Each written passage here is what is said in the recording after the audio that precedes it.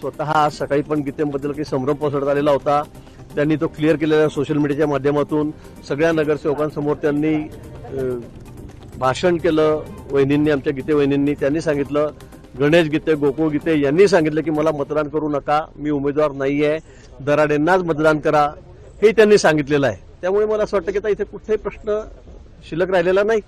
भाऊ, पण ही अशी निवडणूक आहे, तुमच्यासारख्या मोठ्या मंत्र्याला, नगरसेवकांना घेऊन इथे यावं लागतं आहे.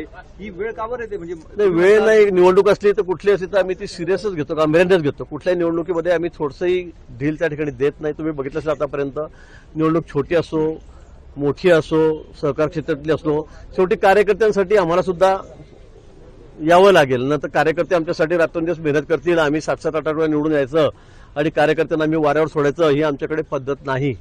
ती पद्धत ज्यांच्याकडे, त्यांची आज काय परिस्थिती झाली आपण बघतात. नाही, पण आपल्याच मतदारांवर, आपल्याच नगरसेवकांवर आपला विश्वास नाही, हेच यामधनं अभिप्राय. असं अजिबात नाहीये. कुठला विश्वासाविषयीचा प्रश्नच नाहीये. तुम्ही मतदान उद्या पडेल, परवा पडेल, त्यावेळेला काउंटिंग होईल, त्यावेळेला तुम्हाला कळेल की किती मोठ्या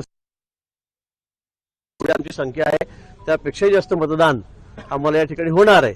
पण शेवटी काळजी घ्यावी लागते, ही निवडणूक आहे. मी तेच सांगतो आपल्याला की आमच्या वेळेला जसे कार्यकर्ते रात्रंदिवस डोळ्यात तेल घालून पळतात, जागरण करतात, न झोपता काम करतात शेवटचे 2-4 दिवस, तर मग आम्ही एखाद दिवस थोडंसं त्यांना भेटलो जाऊन, तर त्यात वावगं काय? मला वाटतं त्यात काही चुकीचं नाही. कारण हे शेवटी कार्यकर्ते पुढे पक्षाचं काम हेच करणार आहेत. प्रत्येक लोकसभा, विधानसभा, सगळ्या निवडणुका, महानगरपालिकेमध्ये हेच कार्यकर्ते काम करणार आहेत. नाही वाटलं पाहिजे की आम्ही नेत्यांसाठी, पक्षासाठी एवढं त्या ठिकाणी रात्रंदिवस मेहनत घेतो, तर ते आमच्यासाठी घेत आहेत. मला वाटतं हे काही चुकीचं असं वाटत नाही मला याच्यामध्ये. जाऊन भेटणं आणि तिथे जाऊन नगरसेवकांना ताकीद देणं, या दोन वेगवेगळ्या गोष्टी आहेत. शिंदे साहेबांचा तिथे त्रागा देखील झाला. त्रागा नाही, काही गोष्टी अफवा पसरवल्या जातात, ते सोशल मीडियावर बोललं जातं, कोणाबद्दल तरी कोणीतरी काहीतरी सांगतं जाऊन, त्यामुळे मग बोलावं लागतं, थोडं कडक शब्द दोन बोलावे लागतात. मी पुन्हा सांगेल की त्यामध्ये चुकीचं काहीच नाहीये. भाऊ, या सगळ्या दरम्यान गणेश गीते यांनी असं एक मुद्दा, संजय राऊत म्हणतात की जे जे खासदार फुटले त्या ठिकाणी जाऊन राडा करा, असं त्यांनी त्यांच्या कार्यकर्त्यांना सांगितलं. कोणी राडा करायला सुद्धा तर त्यांच्याकडे शिल्लक राहिलेलं नाही. कोण शिल्लक राहिलेलं आहे? ते दिवस गेले जेव्हा तुम्ही त्या ठिकाणी आमच्या सोबत होतात, बाळासाहेबांच्या आयडिओलॉजीने चालत होतात. पण असं ते राहिलंच नाही तुमच्यामध्ये की तुम्ही आता काँग्रेसच्या मांडीवर जाऊन बसलेला आहात. आता तुम्ही राहुल गांधीला पंतप्रधान करा म्हणून त्याच्या मागे फिरतात. कुठे काय राहिलं तुमचं? आणि तुम्ही ग्राउंडवर आहात कुठे? तुम्ही सकाळपासून जे बस सगळं आपली बडबड बडबड बडबड सुरू करतात. त्यामुळे आता लोक तर वैतागलेत, पण तुमचे लोक सुद्धा वैतागलेत, खासदारही वैतागलेत, काही दिवसांनी बघा आमदारही वैतागलेले आहेत. आणि पुन्हा काही बघा लवकरच मुंबईसारख्या महानगरपालिकेचे नगरसेवक सुद्धा तुम्हाला आता जय महाराष्ट्र करतील.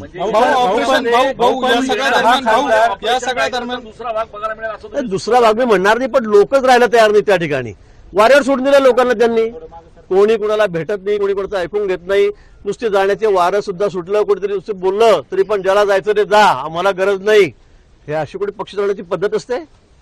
मागच्या विधानसभेच्या वेळेला सुद्धा मी बघितलं, यांनी सांगितलं ज्याला जायचं त्यांनी जावं, बिलकुल थांबू नये, जा. गेले लोक निघून, ते बसले हात चोळत. आता खासदारकाच्या वेळेला परवा असंच झालं, ज्यांना जायचं ते निघून जा, निघून जाते चालले लोक. लोकांना कुठे तुमच्याकडे थांबायचं आहे तुमची बडबड ऐकायला? पण भाऊ, या ऑपरेशन टायगरच्या माध्यमातून भाजपनं पाठबळ दिलं. निश्चित राऊतामुळेच जास्त. मी तर प्रत्येक वेळेला म्हटलेलं आहे, प्रत्येक ऑपरेशनच्या वेळेला, की बाबा या माणसाला आवरा उद्धवजी, अन्यथा तुमचं काही राहणार नाही. खरं म्हणजे ज्यावेळेला उद्धवजी आम्हाला सोडून गेले, औट घटकेचे राजा ते झाले, 2.5 वर्षाचे मुख्यमंत्री झाले, त्यावेळेलाच मी म्हटलं की तुम्ही हा ह्युमन बॉम्ब आहे. तुम्ही आता बॉम्बच बांधून घेतला गळ्यामध्ये. तुम्ही करायचं नव्हतं. जर तुम्हाला लांब चालायचं होतं तर तुम्ही त्या ठिकाणी थोडंसं अंतर चाललात आणि थांबून गेलात. झालं काय शेवटी? तुम्ही काँग्रेसच्या, राष्ट्रवादीच्या मांडीवर जाऊन बसलात, त्यांचे गुणगान गात बसलात, तुमची सगळी वोट बँकच गेली. त्यामुळे महापालिकेत काय झालं, नगरपालिकांमध्ये काय झालं, विधानसभेमध्ये काय परिस्थिती झाली तुमची? अतिशय दयनीय परिस्थिती झाली त्यांची. आणि या पुढच्या काळामध्ये अजून त्यांची परिस्थिती वाईट होणार आहे. 17 जागा आहेत आता, 17 पैकी एकही जागा विरोधकांना या ठिकाणी मिळणार नाही. भाऊ, हे जे खासदार ठाकरेंच्या शिवसेनेकडनं शिंदेच्या शिवसेनेमध्ये जे 6 जण गेले, त्यांनी ज्या पत्रामध्ये उल्लेख केलेला आहे त्यामध्ये असं म्हटलं गेलंय की शिवसेना जी ठाकरेंची आहे ती काँग्रेसमध्ये विलीन करण्यासंदर्भामध्ये चर्चा सुरू होती आणि त्या सगळ्या अनुषंगानं ही सगळी घडामोड घडलेली आहेत, अशा स्वरूपाचं त्यांनी कारण दिलं. आता मी तेच सांगितलं की यांचा जो सगळा ऱ्हास होत चाललाय त्याचं कारण काय आहे, तर हे आता काँग्रेसच्या मांडीवर जाऊन बसलेले आहेत. आधी पवार साहेबांचं गुणगान करता करता राऊत थकत नव्हते, आता ते राहुल गांधींचं करतायत, दुसरं काहीच बोलत नाही. यांना पंतप्रधान करा, हेच लायक आहेत. मग पंतप्रधान मोदीजींबद्दल वाटेल तसं बोलायचं, सर्वोच्च न्यायालयाचे न्यायमूर्ती आहेत त्यांच्याबद्दल आवारवाच्य बोलायचं, इलेक्शन कमिशन आहेत त्यांना शिव्या घालायच्या, त्यांना जे वाईट वाटलं त्यांना सगळ्यांना शिव्या घालायच्या. काल तर खासदारांबद्दल इतके अपशब्द वापरले की तुम्ही ते दाखवले पण नाही. म्हणजे हे कुठलं राजकारण आहे, हा कुठला पक्ष आहे? आणि म्हणून मला वाटतं आता लोक यांना पूर्ण वैतागलेले आहेत, यांना आता कोणी स्वीकारायला तयार नाहीत. जे आहेत ते सुद्धा चाललेले आहेत. त्यामुळे त्यांनी म्हटलं आता राडा होईल, काढा होईल, काही नाही. तुमच्याकडे आता राडा करायला सुद्धा माणसं शिल्लक नाहीयेत, कोणी शिल्लक नाही तुमच्याकडे. ते गेले ते दिवस जेव्हा तुम्ही आमच्यासोबत होता, बाळासाहेबांची आयडिओलॉजी होती, त्यांच्या तत्वावर तुम्ही चालत होतात. आता तुमचं काही झालं, आता तुम्ही काँग्रेसमध्ये झालेला आहात. काही दिवसांनी राऊतच म्हटतील की आता आपणही काँग्रेसमध्ये चला, अशी परिस्थिती आज निर्माण झालेली आहे. भाऊ पण ताकद वाढलेली आहे. शिंदे सेनेचे खासदार आता राज्यामध्ये भाजपपेक्षा जास्त झालेले, कुठेतरी ताकद वाढलेली आहे. ठीक आहे, आनंद आहे ना आम्हाला. शेवटी महायुतीमध्ये मोदीजींचे हात बळकट होत आहेत. वरती लोकसभेमध्ये आमचं स्पष्ट बहुमत झालेलं आहे. आता आपण बघितलं पश्चिम बंगालमधून खासदार आलेत, इथे आता 6 खासदार वाढलेत. त्यामुळे आमची संख्या तर मोठी झालेली आहे वरती. शेवटी लोकसभेमध्ये किंवा देश चालवताना आम्हाला स्पष्ट बहुमताची गरज आहेच आणि आता ते सिद्ध झालेलं आहे. त्यामुळे आम्हाला आनंद आहे. शेवटी शिंदेसाहेब आमचे मित्र आहेत, मित्र पक्षातले आहेत, तिथे आम्हाला त्यात वाईट वाटायचं कारणच नाही.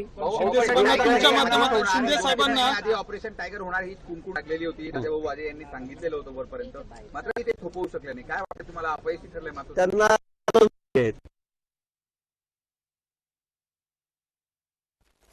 तर नाशिक विधान परिषदेतून महायुती जिंकणार असा गिरीश महाजनांनी विश्वास व्यक्त केलाय.